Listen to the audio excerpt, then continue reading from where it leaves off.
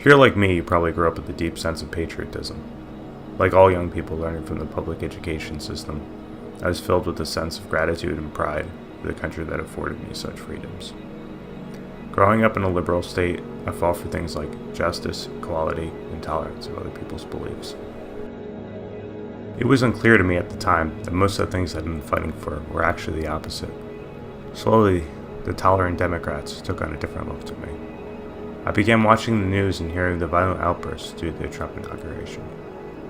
Was this party really the one that I wanted to be associated with? Was this really the part of the tolerance and understanding I thought I had been? Thoughts like this eventually led me down the rabbit hole. I started researching as much as I could in my free time, gathering data and poring over past events in history.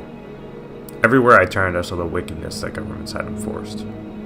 Every major war paired with a genocide, every tragedy exploited, and every policy backed by force.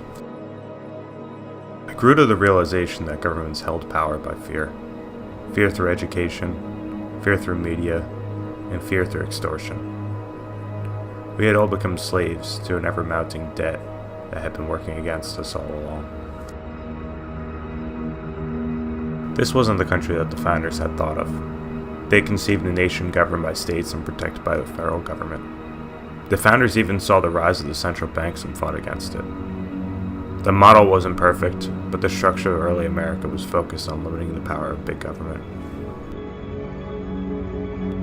It's important for you to take a second look at the roles of government in our society and question where you fit into the picture. Maybe like me, you will come to similar realizations.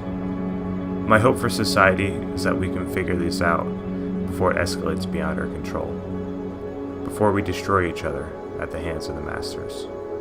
The thing is with slaves, eventually they get tired of being slaves.